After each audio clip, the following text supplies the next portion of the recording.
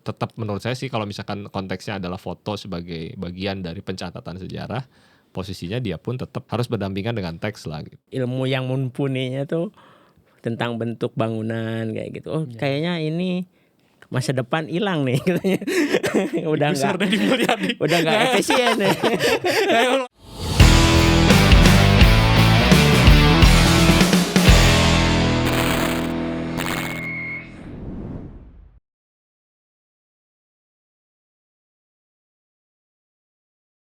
Baik lagi di Voice of Raus, masih di Seta Podcast Studio. Bagi yang mau tag podcast mangga silahkan, ada Instagramnya di deskripsi.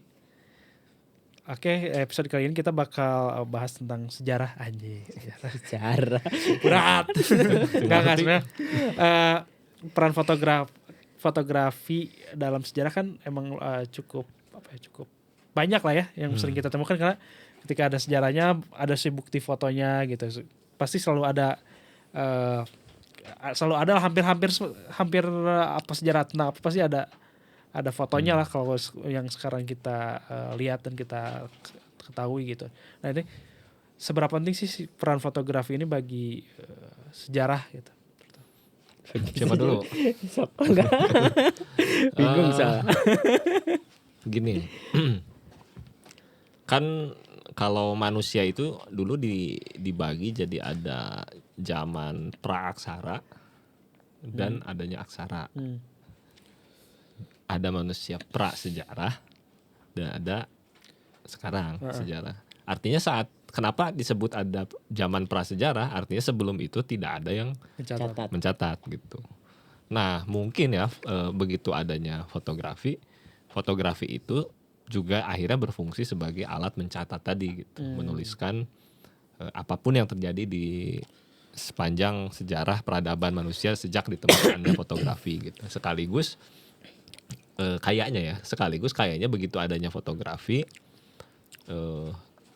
seolah-olah tulisan saja jadi kurang afdol gitu.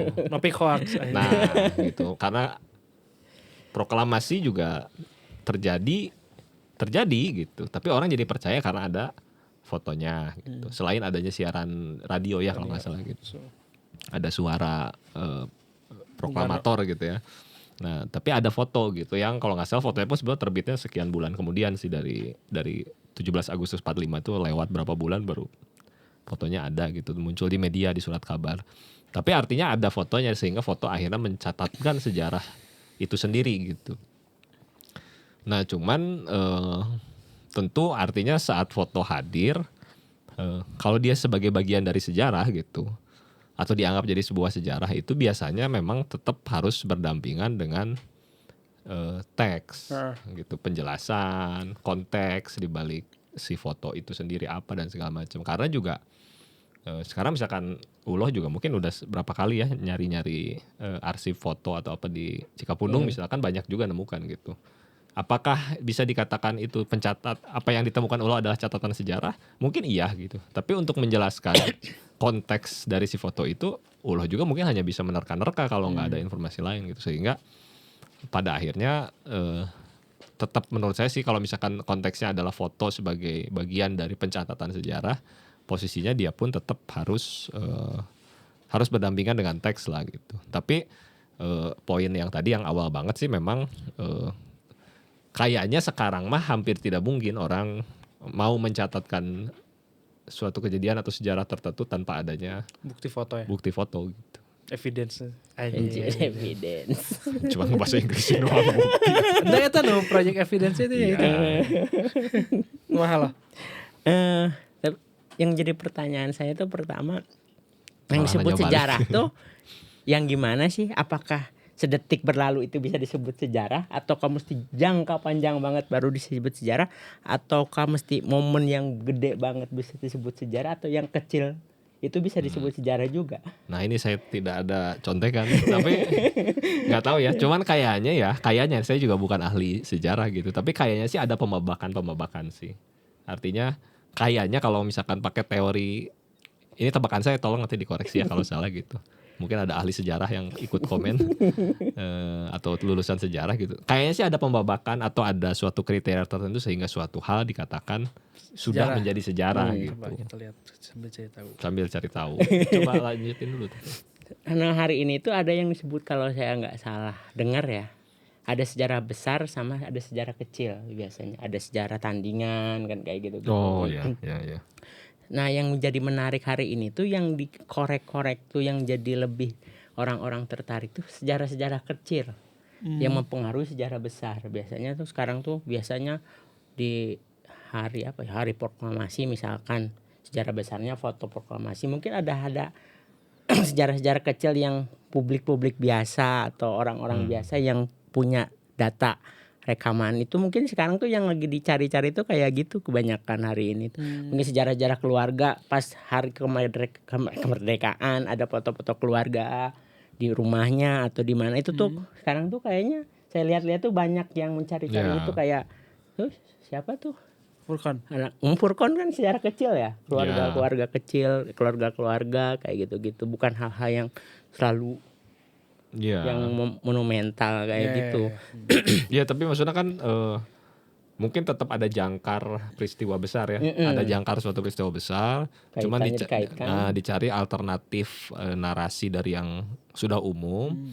Yang apa yang jarang terangkat dari narasi-narasi yang kecil tadi, sehingga saat orang melihat kumpulan-kumpulan narasi kecil sejarah ini, yang kecil tanda kutip mungkin ya, narasi-narasi kecil ini, sehingga oh ini ternyata ini pondasi atau sesuatu yang membentuk sebetulnya sejarah besar itu apa gitu. Karena kan gini, misalkan apa yang dituliskan di buku sejarah kita, misalnya waktu kita belajar dulu waktu sekolah dan segala macam, itu kan sejarah yang memang sudah di apa ya, ibaratnya sudah Orde Baru.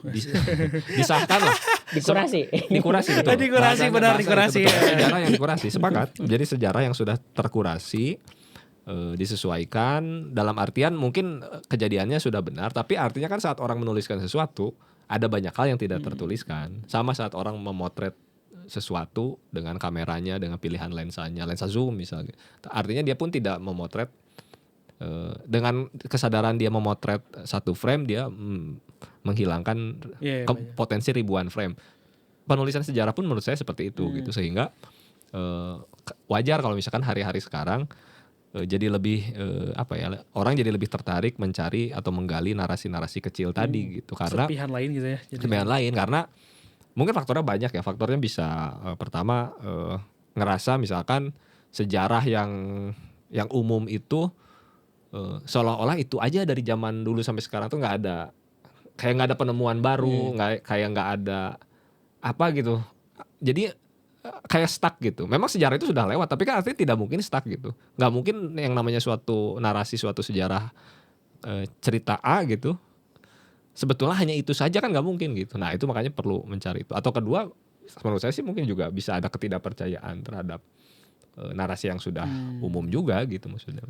Kayak mungkin yang paling umum itu adalah kita dijajah Belanda 3,5 abad. 3,5 abad. Ternyata kan semakin ternyata ditemuin ternyata dari 3,5 abad itu dihitungnya dari awal dia datang untuk berdagang, bukan dia menjajah gitu. Jadi kan ada penemuan. Enggak, tapi sebetulnya itu juga konteksnya juga orang juga kadang nggak pas gitu. Itu kan yang bilang, kalau nggak salah ya, sekali lagi karena bukan ahli sejarah, tolong dikoreksi kalau saya salah. Kalau nggak salah yang bilang 3,5 abad itu Bung Karno di salah satu pidatonya pas lagi apa gitu. Itu tuh sebetulnya menurut saya hiperbolanya Bung Karno aja untuk membakar semangat. Teknik ya. Menarik gitu. Perhatian wanita. Iya. Karena misal cuman bilang bahwa kan jajah cuma 35 tahun misal gitu. Atau cuman, kan enggak seru gitu. Tapi saat 3,5 abad tuh bisa membakar ini gitu. Menarik perhatian itu. Kayak gitu benar. Nah, oke. Dengan pemahaman kita yang sekarang nih ya, kita menyadari bahwa apa yang kita potret ini di masa depan akan menjadi bagian sejarah nih. Enggak, saya emang nggak yakin sih. Kalau saya ya. Kayak karena sering memotretnya di jalan, kadang ada kejadian sesuatu, saya foto juga. Mungkin saya ada kesadaran itu bahwa mungkin suatu saat si foto ini mungkin bagian dari sejarah, walaupun nggak penting-penting amat juga gitu ya. Gitu mungkin. Nah, dengan kesadaran kita berfotografi yang sekarang nih, ada nggak sih mempengaruhi cara berfotografi? Kayak berarti kita harus fotonya harus gini atau gitu. Ada nggak sih lo? Atau enggak? Saya kurang tahu ya. Soalnya saya Tak. Saya kurang tahu. jadi kurang tahu maksudnya. Kalau saya motret nggak pernah mempertimbangkan aspek Bukan historis. jadi pertimbangan Oh. ya. Jadi ini tuh Oke. bakal nantinya gimana. Cuma ya karena kebanyakan saya personal ya. Jadi mungkin sejarahnya sejarah buat personal, buat catatan pribadi aja. Ya. Jadi apa yang saya catat hari ini tuh sebenarnya si visual ini juga pemantik buat nge-refresh atau membaca ulang ketika di masa saya dulu tuh pernah mikirin ini, pernah motret ini, hari ini kok nggak sama ya gitu. Mungkin itu aja sih kalau saya nggak berpikir sejarah akan jadi sejarah di masa depan, nggak kepikiran Tapi kan sih. punya potensi gini loh, punya potensi misalkan apa yang foto-foto ulo yang sudah dilakukan ini ada potensi ditemukan oleh Orang lain. pelaku lain sekian puluh tahun yang kemudian gitu, orang yang berkesenian dengan memanfaatkan arsip misal, kan mungkin aja sebetulnya potensi itu mah ada gitu. Ya mungkin, ya Atau mungkin misal aja. kayak apa kan ulang motret serangga tuh, yang Oh, motret iya. serangga mati tuh, tiba-tiba ditemukan ahli botani 200 tahun kemudian gitu misal kan, wah dulu kayak gini di Ciater misalnya. Sekarang udah nggak Yang ada gitu. sebenarnya yang jadi konsen saya tuh yang ideal saya tuh nggak hanya berhenti di fisik. Jadi fisik tuh bisa rusak. Tapi yang diwariskan apa yang saya pikirkan itu bisa terus menular dan diperbaharui. Kalau bisa itu ideal saya ya. Jadi sejarahnya itu di gagasannya bukan di fisiknya. Bukan di fisiknya. Oh lebih ke gagasan, karena ulo emang intensinya buat berkesenian dan pribadi dulu ya. Sama sih saya Gi. Maksudnya saya mah tidak, bahkan saya mah bisa bilang nggak mungkin foto saya jadi foto bersejarah. Kalau saya mah Foto ya detail. gitu loh. Saya mah nggak ngerasa bakal jadi foto bersejarah. Yang gitu. Sentinel gimana tuh? Nah iya tuh monumen ya. Monumen. Ya maksudnya yang memotret gini loh. Apalagi gini konteksnya. Saya bikin jadi buku foto. Tanpa buku fotonya pun tanpa penjelasan yang deskriptif. Bukunya juga paling cuma muncul di satu media besar gitu. Pernah diliput lah gitu di salah satu media. Itu doang gitu. Maksudnya beda misalkan sama orang yang memang bisa sekarang kan mungkin orang mencari pertama di internet dulu ya gitu. Saat dia mudah ditemukan di internet, menurut saya itu potensi jadi jadi data bersejarah karena orang bisa mengaksesnya nanti selama servernya masih ada, selama websitenya masih ada gitu. Selama ada yang update ke internet archive gitu. Masukin mungkin bakal masih ada gitu 10, 20, 30 tahun lagi gitu. Cuman kan misalkan di Sentinel mas saya motret jadi buku foto apa terus mungkin exposure-nya juga nggak saya masukin secara ini di media sosial, di internet segala macam. Menurut saya sih potensi jadi sejarah yang gimana-gimananya, apalagi sejarah besar ya gitu. Mungkin kalau sejarah cari alternatif tadi soal sejarah kecil mungkin gitu. Cuman tidak sama kayak Ulo, saya pun nggak punya harapan foto saya bisa jadi bisa jadi sesuatu yang berhubungan dengan sejarah karena gini. Sekarang tuh berapa ya? 5 sampai 7 juta foto gitu visual itu masuk ke internet setiap hari gitu. Ya nggak hanya foto aja sih, ada gambar dan segala macam, meme dan segala macam gitu. Tapi bayangkan dengan angka sebanyak itu gitu. Apa yang bisa membuat saya lebih spesial dari 4.999 foto lainnya yang masuk ke internet di hari ini gitu. Maksudnya terlalu jauh gitu untuk kalau buat saya ya gitu. Saya mah sadar diri gitu. Maksudnya tidak mungkin lah foto saya mah lebih berpikiran mending saya tidak berpikir foto saya bisa jadi sejarah gitu kalau saya. Terlepas nanti di kemudian hari ada yang menganggap itu bisa jadi sejarah ya nggak jadi soal gitu. Toh foto-foto saya pun bisa dibilang banyak yang punya kesan-kesan ambigu. Sehingga dia ambigu, multi interpretasi dan sangat tidak bisa, menurut saya sih sangat tidak bisa diarahkan menjadi satu hal atau satu penjelasan yang bisa menjelaskan tadi 5W1H atau apa segala macam gitu. Kayaknya sih nggak penting-penting amat juga lah gitu. jadi apa jadi bagian dari sejarah gitu. Tapi kalau mungkin kalau misalkan secara spesifik jadi bagian sejarah fotografi yang ada di Indonesia, nah itu punya potensi kalau menurut saya. Terhadap gitu. mediumnya ya, sejarah Ya, terhadap medium gitu. fotografinya berarti. Bahwa ya. ada di tahun sekian yang berkarya dengan ini begini. Itu mah masih mungkin gitu. Baik karya Ulo, karya saya, karya Arif gitu. Masih mungkin gitu. Karena kalau ketertarikan saya tuh kadang suka ngeliat nih, wah ini mungkin bentar lagi berubah nih. Saya bisa foto tuh. Kayak jembatan itu. Jembatan Jembatan yang di Masjid Asia Alun-Alun. Afrika. Oh, iya. Kan punya ya, Rio? Punya motor. Terus kayak ini gak rel yang jalur selatan tuh. Saya sempat tuh beberapa kali moto-moto di jalur, kan itu non aktif. Sekarang mau diaktifin lagi kan. Nah, baru muncul lagi nih berita bahwa itu bakal diaktifin lagi, maka Bandung kan Ciwidey ya. bakal ada perubahan tuh. Nah itu kayak yang gitu-gitu kesadaran saya tuh lebih ke mungkin nih bentar lagi berubah nih bentuknya nih mungkin berubah. Saya foto bisa, atau mungkin bisa ketika ada momen besar, misalnya ada perayaan apa, biasanya simbol-simbolnya saya foto dulu nih. Oh ini arsip nih buat dulu pernah kejadian gini, kayak COVID kemarin tuh kayak simbol-simbol COVID-nya ada tulisannya gitu. Ya. Kayak sepinya. Nah, berarti kan Arif punya kesadaran Iya. itu gitu. Gitu. Ya mungkin dipengaruhi sama latar belakangnya juga ya. Saya apa latar Sipil, belakang saya? sipil. Oh iya benar teknik sipil benar, perubahan bentuk itunya ya. Iya. Kira itu latar belakang yang mana? Ya kan dia punya kesadaran terhadap bentuk karena kecenderungan sehari-harinya kerjanya tuh ilmu yang mumpuninya tuh tentang bentuk bangunan kayak gitu. Oh kayaknya ini masa depan hilang nih katanya. udah nggak efisien nih. Kayak lewat puncak wah digusur dari Mulyadi nih kayak patah. Tapi kadang-kadang juga saya punya sih pemikiran kayak gitu, tapi tidak pernah dijadikan layer pertama lah gitu maksudnya tuh gitu. Ya benar. Karena mungkin praktek fotografinya agak beda lah mungkin ya.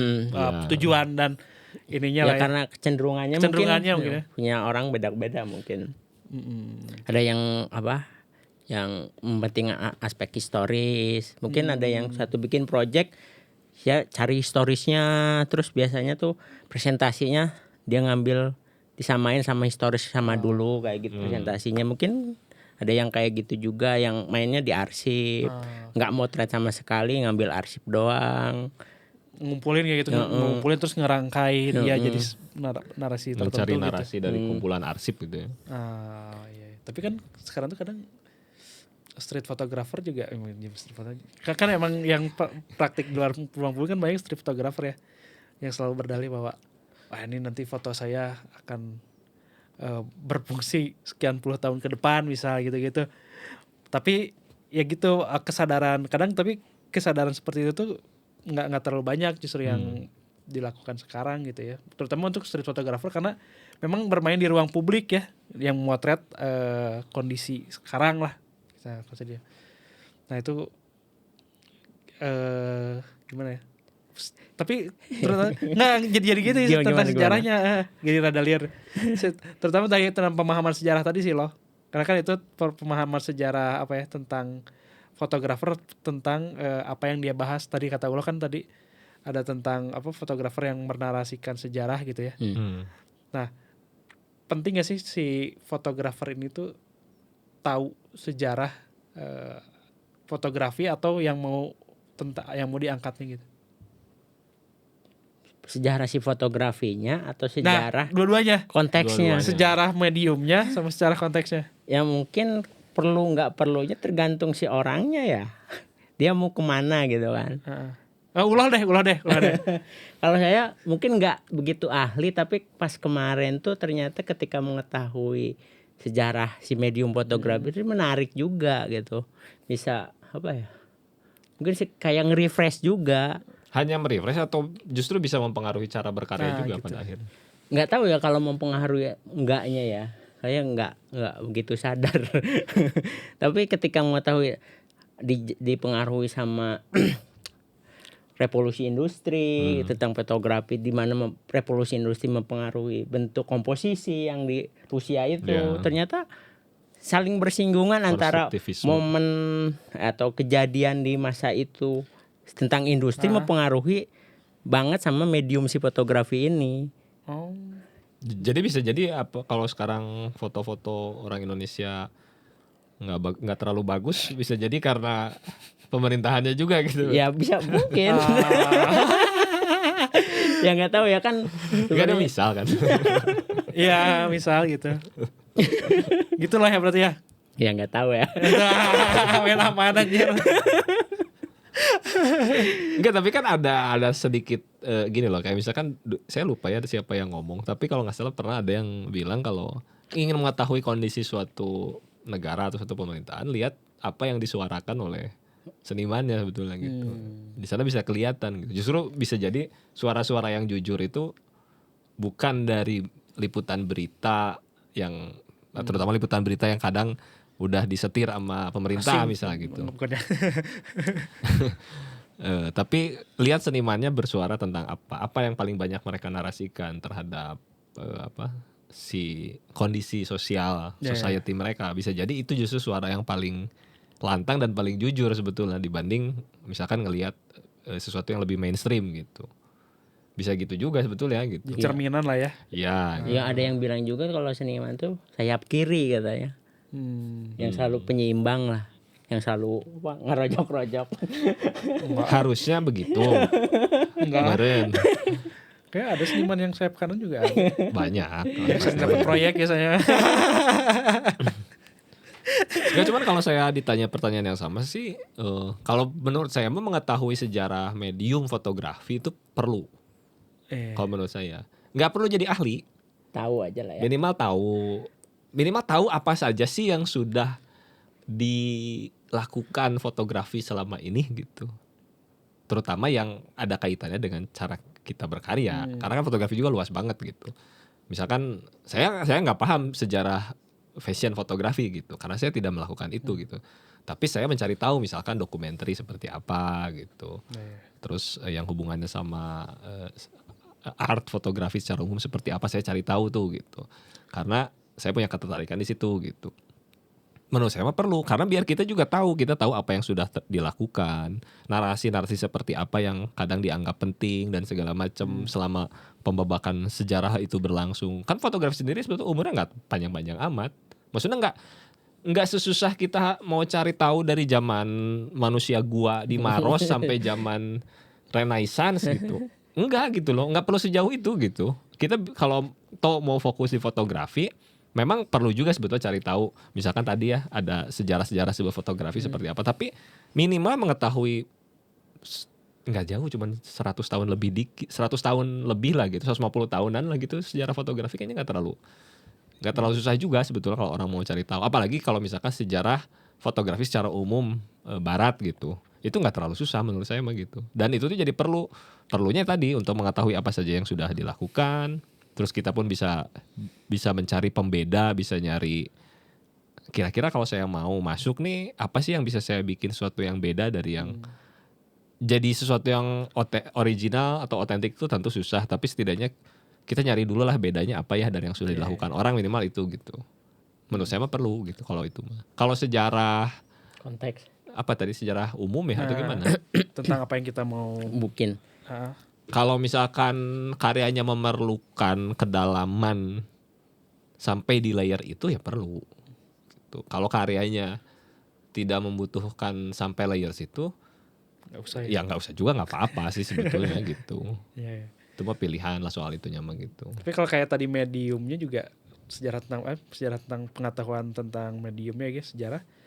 Saya pernah ingat dulu ternyata waktu COVID tuh, waktu isoman sekeluarga, saya nyobain bikin obscura. Iya. Iya. Jadi biar nggambarin bahwa kita diisolasi di dalam ruangan gitu, tapi pakai obscura gitu. Jadi bikin ruangan digelapin, terus dibolongin ya sedikit, terus difoto aja pakai long exposure lah. Terus jadi obscura mungkin kayak gitu-gitu, mungkin jadi metode yang zaman dulu ditemukan, bisa dipakai untuk menarasikan isu yang terkini gitu mungkin lah ya. Dan ini sebetulnya karena tadi saya sempat pas ngomongin awal sih sempat nyinggung soal bahwa sekarang mah harapan kita misalkan visual kita sudah ada di internet bergabung dengan jutaan foto yang lain udah sangat banyak banget gitu. Nah itu kayak misalkan apa yang dilakukan Arif kembali ke sesuatu yang fisik gitu, atau Uloh misal bermain dengan sesuatu yang fisik gitu. Ada yang diprint di batu, ada yang dibikin stereotype macam-macam gitu. Itu tuh sebetulnya semacam apa ya? Saya bisa bilang itu semacam strategi, semacam cara seorang seniman keluar dari sesuatu yang sudah terlalu mainstream gitu. Sehingga kenapa misalkan sekarang justru orang cetak old print yang lama-lama gitu lagi naik lagi gitu beberapa tahun terakhir, karena orang juga mulai ngeh bahwa wah ini terlalu di internet ini foto-foto udah semakin banyak, gimana caranya mengembalikan dari sesuatu yang digital tadi ke sesuatu yang lebih material gitu. Itu juga banyak terjadi gitu, dan artinya kan itu mereka mengulangi sesuatu apa yang sejarah sudah pernah melakukan itu, melewati itu, bahkan mungkin ada satu masa di mana orang udah meninggalkan itu tapi justru dipakai lagi sekarang gitu. Berarti sebenarnya kalau disebut penting tergantung apa yang kita mau omongin ya sebenarnya tentang sejarah itu. Iya. Dan ya tadi sebetulnya sempat itu sedikit soal memotret, terutama misalkan memotret ruang publik gitu ya. Memotret ruang publik bisa jadi penting kalau foto-fotonya pada akhirnya memang dilihat dari sekian tahun kemudian misalnya gitu, dilihat sama orang-orang yang punya kepentingan untuk memanfaatkan penggunaan foto itu gitu. Misalkan tata ruang kota misal bisa berpotensi gitu. Tapi selama atau misalkan dilihat apa sih kecenderungan pakaian misal, atau kecenderungan kebiasaan orang di suatu tempat gitu. Asal fotonya memang intens misalnya di satu area, misalkan di Asia Afrika misalnya di Bandung. Terus gitu itu dilakukan bertahun-tahun sehingga akhirnya bisa menjadi sebuah data, mungkin aja gitu. Tapi kemudian permasalahan berikutnya adalah sebesar apa gitu subjektivitas si fotografer gitu. Karena kayaknya kalau misalkan ngomonginnya street photography gitu, kan street photography sendiri mungkin bisa dibilang turunan dari sesuatu yang tadinya lebih reportase, lebih dokumenter, dan ada unsur awalnya mungkin ada jurnalistik dan segala macam. Kalau pas jadi street photography kan di sana unsur subjektifnya bisa sangat kental gitu. Nah sejauh mana subjektivitas itu justru bisa jadi malah mengaburkan cara orang membaca sejarah dari foto tersebut. Kan bisa aja gitu saat dia terlalu subjektif misal gitu.